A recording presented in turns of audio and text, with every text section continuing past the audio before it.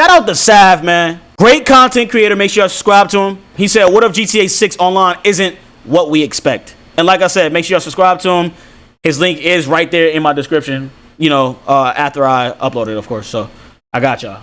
We haven't seen a single frame of GTA 6's online mode. No not leaks, at all. No trailer. And we're not no time soon, and but yet, it might be the most important piece of the entire game. yes, it is. When you look back on how Rockstar's moved over the last decade, certain things start to line up.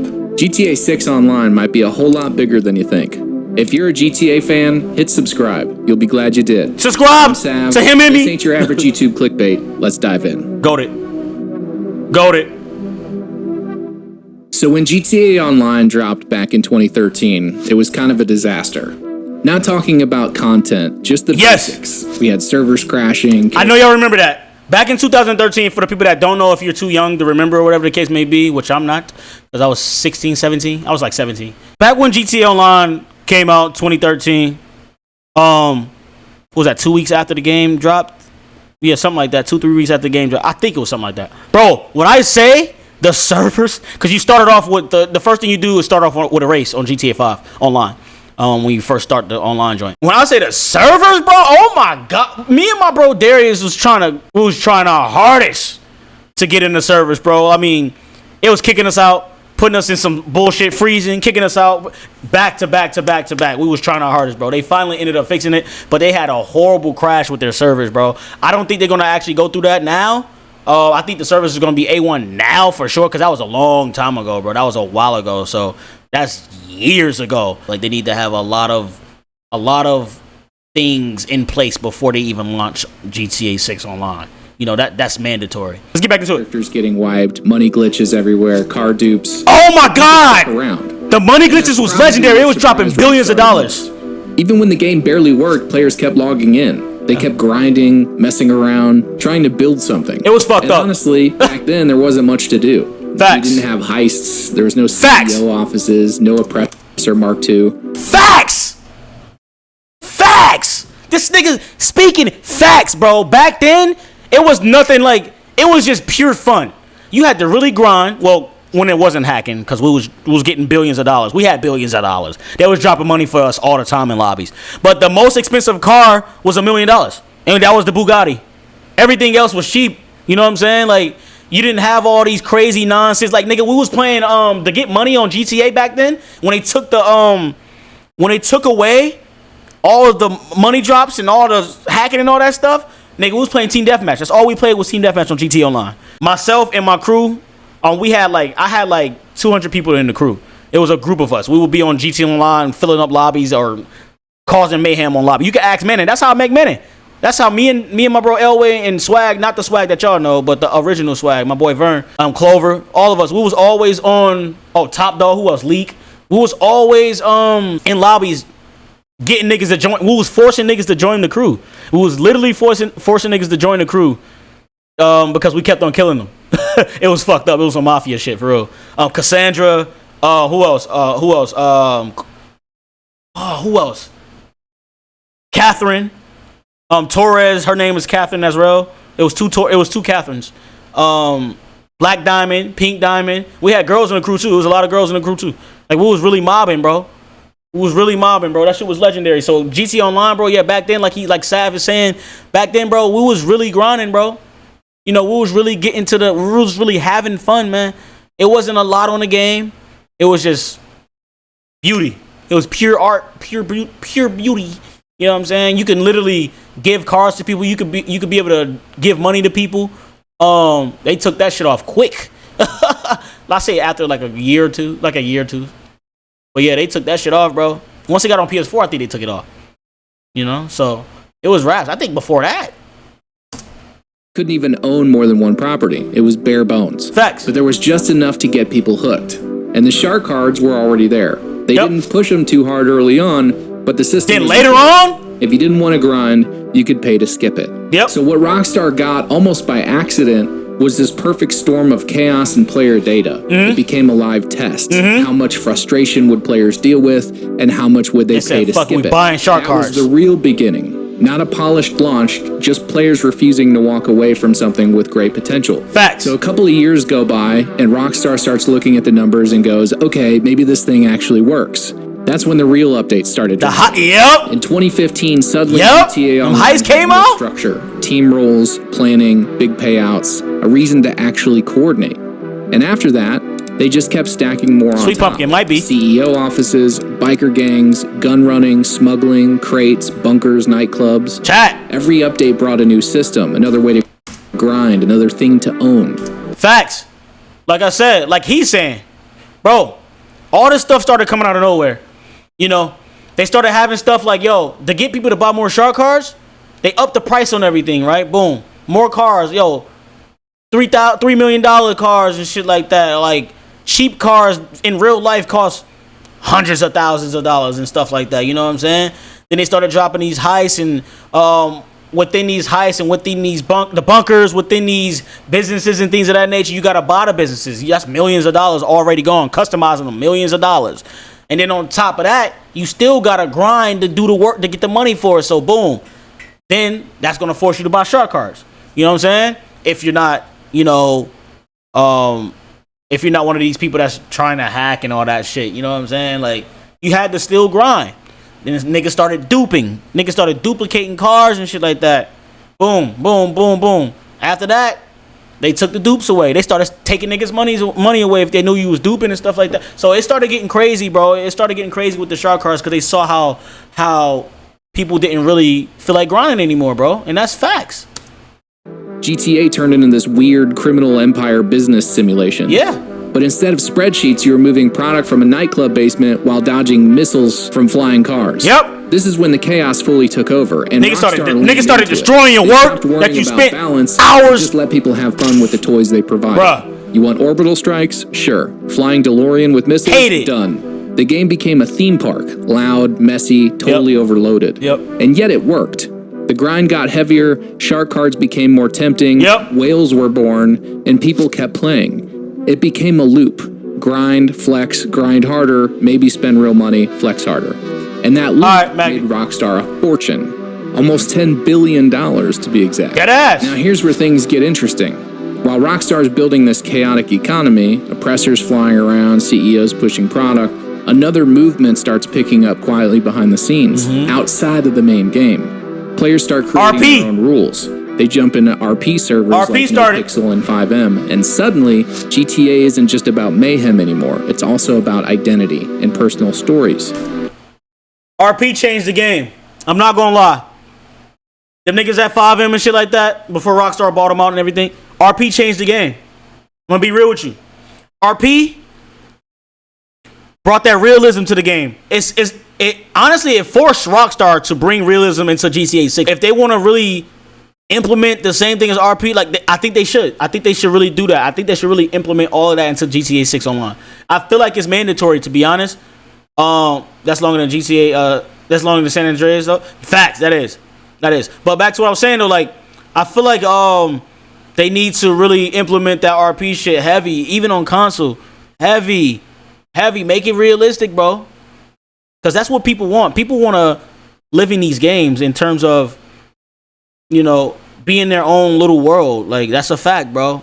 RP servers are very important. Like, that shit is mad important. So they have to implement into GTA 6 Online. That's just my opinion, you know. But I truly think that, me personally, I think that, you know, I think it'll work for console. Log in as a cop, club owner, a gas station clerk with a whole backstory.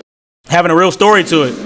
I'm gonna watch 30 seconds of it. I'm gonna watch 30 seconds of my boy side, bro, so he could get his money. It's a whole character building simulation. And this scene just explodes. It went crazy. Streamers latch onto it. YouTubers make whole series around it. Suddenly, GTA is less blow stuff up and more live out a life. And the wildest part, Rockstar had nothing to do with it. At all. They didn't build the systems. They didn't write the tools. And in 2015, they even tried to shut it down. But not only did FiveM survive, it thrived. And while GTA Online was doing laps around the shark card grind, these RP servers were showing something Rockstar couldn't ignore. Facts. Players wanted more than chaos. They wanted a story, realism, structure, community. They wanted realism. It wasn't GTA Online 2, but it kind of felt like a sneak peek at what that could look like. And then comes Red Dead Online. Okay, Sweet Pumpkin. Rockstar tries Eating something good. completely different. Slower pace, more grounded, real roles All right. like Bounty Hunter, Moonshiner. Instead of buying tanks, you're hauling goods across the map, tracking animals, running liquor. Red Dead Online was not a success slowly. at all. And for a while, They ruined it. worked. For the It players who was got fun at into first. It scratched a very different itch. It felt like Rockstar was testing something. Yeah. Like, could we make a structured, immersive sandbox that Right. people still care about? Right. And for a time, the answer seemed like yes. But then crickets. Started going down. A few seasonal updates. Maybe No, this is fact. This is facts. This is facts, bro. This is facts. Red Dead Redemption 2 Online or Red Dead Online was a success. It was doing very, very good at first. That's a fact. We was all on that shit, bro. Heavy. We was in a whole lobby, deep in the muff. You know what I'm saying? But started getting worse, and worse. I don't know what happened, but it wasn't giving us what we really wanted. And you can only do so much on there as well, you know. So, excuse me. People still be on it, but it's just not the same, you know. It's just not the same, bro. That's all. It's just not the same. a new outfit here or there, then silence. Support dried up. The community stuck around, but the game stopped evolving. Exactly. And that says a lot. Not because Red Dead Online was a failure, Yeah. but because Rockstar probably got everything they needed from it. Yeah, there's only so much they could do. Confirmation. They saw how people responded to slower pacing, to defined roles, to living world systems. They took notes, and then they shifted focus. They said, fuck straight it. to GTA 6. Yeah, that's Then in all. 2023, Rockstar makes a move that nobody saw coming. Facts. They buy CFX.RE, the very team behind FiveM and RedM. Yep. No big announcement, no PR campaign, Took no all of hype it. trailer. Why? Why would they do something like this? Well, what most people don't know is that Rockstar already had their own internal RP platform in development, a FiveM killer, as it was called. But instead of launching it, they shelved the project and bought the competition Bought FiveM. outright. According to former CFX.RE employees, the acquisition wasn't as clean as it looked. The entire team, including the founder, was eventually let go. But they didn't Damn! walk away empty-handed. That acquisition came with a big payout. And for Rockstar, it came with something arguably more valuable, a behind-the-scenes look at how RP really works. So Rockstar say, okay, y'all niggas ain't working with us. We just gonna buy y'all out and y'all gotta get the fuck on. Interesting. Shit, we need to play it all, you know what I'm saying? What keeps it alive and what makes it scalable. Now that old internal platform, it's reportedly back in motion, rebuilt from scratch, using everything Rockstar's learned from inside the system. The goal, according to those same resources, is a full-blown Rockstar-owned roleplay framework. This is what's gonna They make didn't just buy GT the Online modders, special. They bought the blueprint. They then bought buried everything. the team and started building it all over. They bought all of it. All right, so what could GTA 6 Online actually Something look like? special. Well, here's what we know. It's launching with a massive single-player world, but that world feels like just a foundation. Right. Not just for a story, but something much bigger. GTA Online made Rockstar billions of dollars. Facts. So there's no way they're not planning something massive for GTA 6. Facts. And with a budget somewhere between $1 and $2 billion, I think they're playing the long game. Do a Facts. little bit of speculation based on history. Red Dead Online gave us a preview. Each role had its own gameplay loop. Not super deep, but it worked. Now imagine GTA 6 builds on that. You start off as a rookie cop. You're handling traffic stops, minor incidents, slowly working your way into detective work. Like if LSPDFR was a vanilla experience. Bruh. Or maybe you're a smuggler, a fixer, a club owner. You run product, launder money, Bro, maybe this shit's build a gonna name work. for yourself. Hey, I'm telling y'all, I swear to God on everything that I love, bro. RP on console, or in general. But Rockstar owner, it's going to work, bruh. It's going to work because they want to make more money, bro. I promise you it's going to work. Nucci was good. I swear to God it's going to work, bruh. I promise you. It's less about click this button to sell crates and more about how you operate in the world. Exactly. What if your path actually shaped the gameplay? Like who you meet, what jobs you get, how the world reacts to you. And I know somebody's already in the Small comments jobs. down below saying, Bro, you could already be a CEO. No, you don't get it. And sure, technically you could, but nothing really changed based on what you did. Right. It was all just surface level, just something to grind for. More unlocks, more money. But imagine having to go. Here is a real identity, a real structure. Imagine having to go to work, or having to go to work every day on Grand Theft Auto, bro. Just because you want to save up for a little car or something like that on Grand Theft Auto Online, and then you meet somebody and some drug dealer nigga, and he, you get cool with him, whatever the case may be, just from him coming to the store all the time. You finally asking, yo, let me get down with y'all, bro, blah, blah, blah, like trying to sell some drugs with him or something like that. He starts you off, shit like that, bro. Having a real story behind it, bro. Imagine that, bro. Because my online streams are going to be crazy. My GTA 6 streams are going to be next level. Them shits is going to be God tier. God tier. I promise you they are, nigga. Them shit's going to be next level, bro. Fun as hell. And we got the gang with us, bro. You know it. It's going to be crazy.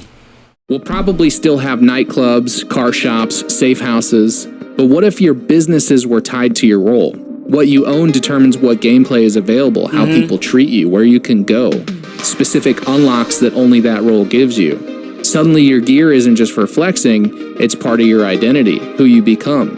Right. Like the Red Dead Bounty Hunter or the Red Dead Moonshiner. Less about XP bars and unlocks and more about a reputation. Are you respected, feared, infamous? That could change everything. Who hires you? Yo, subscribe to the channel if you're new. Opportunities show up. Turn on notifications. Actually knows who you are. And the groundwork is being laid. We already know that they're working on a massive social media system, and Rockstar is looking for people to develop apps. And this could tie directly into the GTA Online experience. Imagine that. Having real apps in the game. Because on RP, you could have, bro, you could be live on RP, like within the RP. Like, that shit is crazy, bro. You could FaceTime niggas with your character within RP, my nigga, talking to a motherfucker. What if the crazy map expands over time? New it was good. New roles, new missions, new stories. We already know that the original plan for GTA 6 was to include a massive region of North and South America. Right. To scale everything back. So it's not a adding new crazy cities. Speculation to think that the GTA Online experience will do something along those lines. Trippy was good. Everything's good, Not Niall. necessarily DLC or sequels, but one online world that grows. Hey, yo, Mike Sean said, may I imagine them having that in the game itself? Jason can have the option to go and get his job, fill out the application, get an interview the next day, make some money for this so he could pay his bills. That'd be crazy, but imagine that online, though. You know what I'm saying? As well. Imagine that shit online. Story mode as well, but online as well, bro. That's how realistic this game has to be, bro. And implementing that FiveM into it, bro, if they can do that, it's crazy. If we can do that, it's literally insane. I honestly think they are going to do that just because of the fact that, like, with Lucia doing her community service, picking up trash. I think that's going to be actual like little mini missions, allowing us to do community service, maybe get a job and things of that nature with one of the characters, probably both of them. That would be legendary, just so they could test it out on the single player as well. But implement all of that until online. That'd be crazy, bro. That'd be crazy. And try hard facts on some real life shit. Make it to the point where it's like real life, like on some Ready Player One type shit. I'm not that damn, not the VR shit and all that, but like I'm saying, like really realistic to the point where like it's gonna force niggas to get on this shit. It's gonna force niggas to have to be online. You know what I'm saying? Like you gotta get online, nigga. This is your second life. This is a whole different world, bro, that you live in. Now we already doing that with video games already. All of the games that we play. So imagine when you actually do have a real job, really have to really pay bills. You know what I'm saying? Like crazy. They can change the game. RP changed the game, but having RP under Rockstar, game changer, bro. Game changer, bro. Hey, Witty, if I win $100, if I win $100 or $200 or $500, I split it. Hey, I respect that, brother. You don't got to do all that, but hey, you do that. CFX.RE. Now that big Rockstar love, bro. I owns appreciate the it. FiveM team, maybe we get private servers, custom rule sets, official roleplay tools baked into the game from day one. More mod friendly. Maybe you and your crew have your own part of the map, your own vibe, your own enemies, your own laws and rules. Not just chaos versus cops, but structure and freedom under one roof. It's impossible to say exactly what Rockstar is building, but if you zoom out and look at the last 10 years, this feels like the direction that they're headed. Not just a sequel to GTA Online, but a reset, a rebuild, a brand new sandbox. They're gonna do it. Built on everything they've tested and everything they've learned. And if even half of this ends up being true, you're going to want to be here when the curtain finally lifts. It's over. So hit subscribe if you haven't already. And let me know in the comments what you think GTA 6 Online is going to look like. Over. Are we going to get structured roles, custom servers, or total chaos again? Drop your predictions. I read them all. I'm Sav. Appreciate you guys watching. Catch you on the next one. Sav is incredible, bro. Sav is incredible, bro. I got a comment on this one, bro. The niggas the GOAT, bro. Together we made it. Yo, forming matter down in the mentalist substance. Balance corruption, chest be hurting, I'm short of this nothing. Different discussion, forming hope, but I'm coping for something. Testimony, testifying, beats with lines and I'm punching. Never clean for a nation, picking regime, still chasing dreams while I'm bracing, damaging screens that I'm facing fiends of the murder, pacing in sync, still waiting, taking these scenes and I break them, place them in schemes.